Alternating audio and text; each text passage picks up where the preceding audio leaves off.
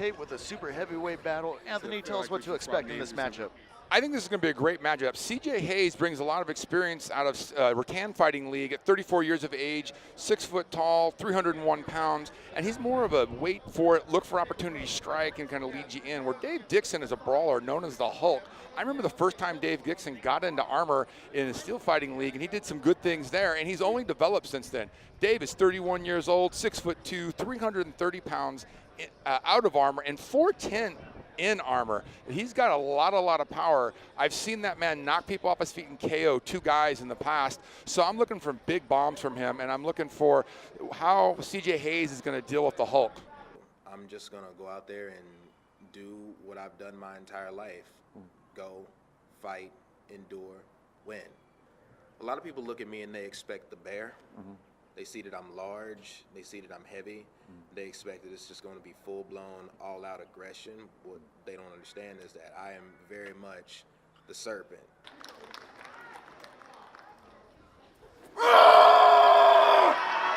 Oh, playing to the crowd. And the Gladiator is ready to battle. So here we see Dave Dixon again in that classic steel fighting, optimized for performance kind of fight kit.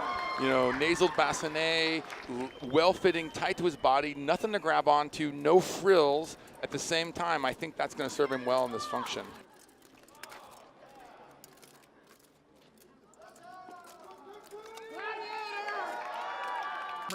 All right, we're taking it to our official. Take your corner. He is measuring down both fighters right now, getting them prepared for the matchup. So this will be interesting. You got that nice 6-foot glaive there, 5.5-foot glaive spear. You're going to see a lot of thrusting. This is something we don't see in any other fighting league at this level, because normally thrusts are forbidden, and certainly thrusts are forbidden in leagues with the level of power we're doing. This is where you see the real pro of the sport. And the challenge for Dave Dixon will be getting past that point and doing his dirty work to our man, CJ Hayes. He's got to get past the point where he's in sword range. Dave's running a really short, heavy sword, and I actually think all the real power is going to come out of that punching shield. All right, and here we go. Oh, nice. And this is what the crowd has been waiting for. These big boys are not wasting any time at all. Oh, that was a delicious blow to the face. And they are punching, they are getting, CJ my Hayes God, there's just lost so much his excitement weapon. going on. Oh, CJ lost his weapon and he went right to the strikes. And then Dave busted his shield. That's not good. This is the most intense that they've ever been into, and this is the first time they've been in a steel structure competing. Oh. So I think David Dixon, much like our man Knight, Brandon Knight, lost it. I think he had the momentum in that last fight, and I think he didn't. He got the momentum. Oh, on the ground! Oh, strikes the rib! Oh, dropping it! Oh, bomb, dropping bomb! Oh, man. David Dixon is taking control of this matchup. I thought he might have lost the momentum, but he went right back for it. Oh.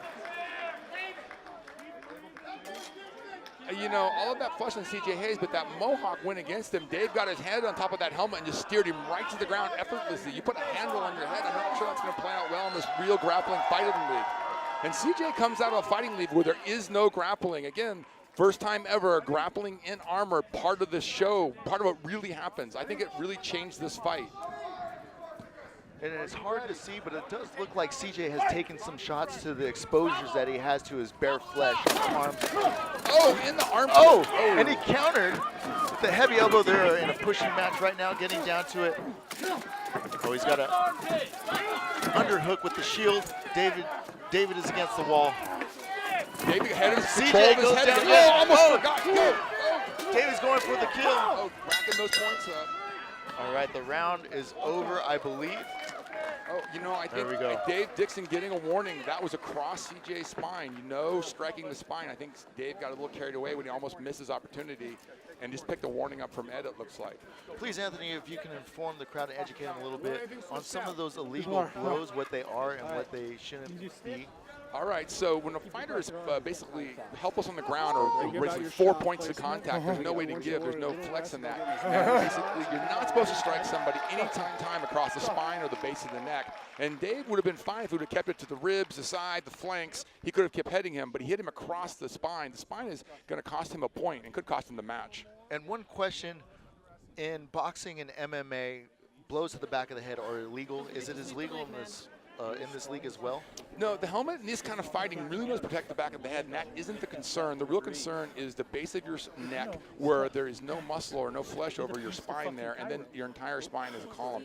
Getting your spinal column, really hard to armor that, and if you're in a 4-point stance or levered flat on the ground where you can't give at all, somebody can put a lot of concussive force into that, and that can cause permanent damage.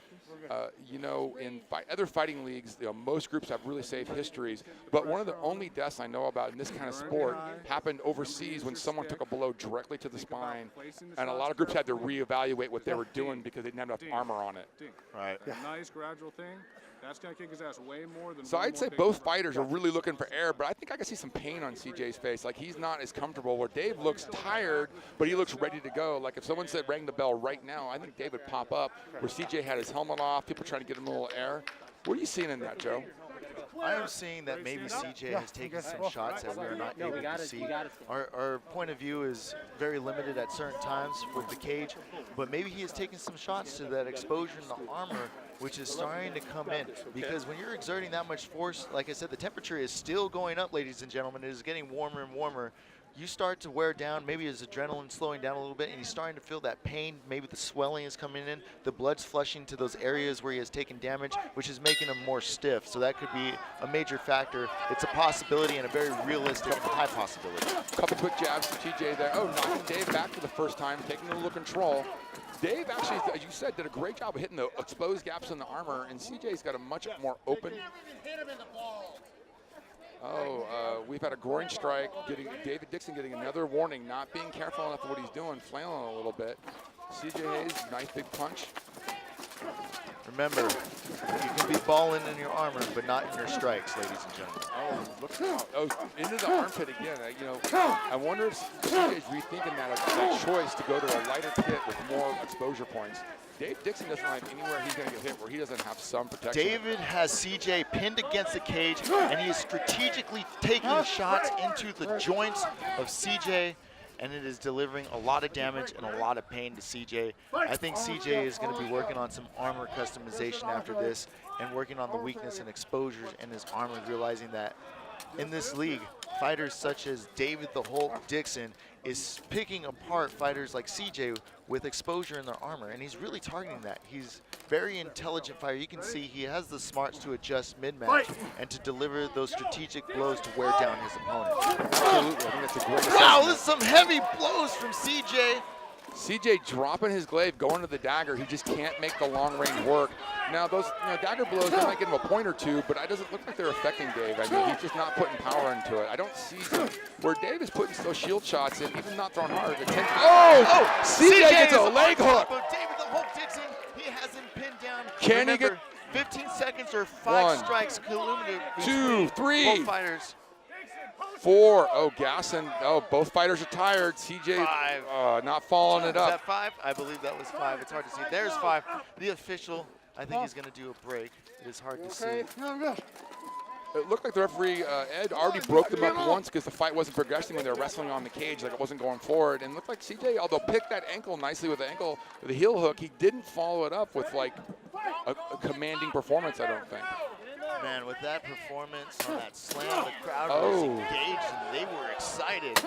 Oh, a nice strike to the head. We had 2. Right to the low line of his helmet, rocking CJ's head sideways. Nice left hand by Dave. Ooh, the big shield again. A shield left hook to the helmet of CJ Hayes. CJ's a little rattled. You know, the thing about CJ is he's never fought a fighter punching him in the side of the head with a shield. His fighting organization does not allow for that, where Dave Dixon's organization does allow. And Dave has been punched in the side of the head and defending against it, where I think CJ's walking into big left hands from Dave Dixon. That's surprising. He should have trained for that a bit more. I think that would have helped his performance. And I haven't seen a lot of heavy grappling from Cilios either as he tries to bring it together. And this is it, the final round of this heavyweight matchup. Super heavyweight matchup. Helmet off. Oh, the helmet's off. Off the head. Helmet is off. The head. Late strike to Dave. CJ's helmet came off, exposing the head. Referee looking to see if the helmet's broken or that. And this is another example of a fighter coming out of a rattan league who's not used to that wrestling. If you pull Dave's helmet, his helmet ain't coming off his head because that goes on and a standing fellow. CJ losing the fight, it looks like, possibly on a technical, giving his man a lot of respect between these really big guys. That was a very impressive showing and a big round of applause for David the Hulk Dixon, not only winning this match, but having that reaction time to stop noticing that CJ's helmet came off and that he didn't deliver any real life damage to CJ. So a big applause to David for recognizing that and keeping CJ in good health. It's always good to see. For helmet, we see a lot of wrestling and grappling. You're going to get a 3-point strap. You're going to get a big chin and a lot of... David Dixon! All right, look at David Dixon is the official winner of this match. the whole By technical knockout. TKO. No problem.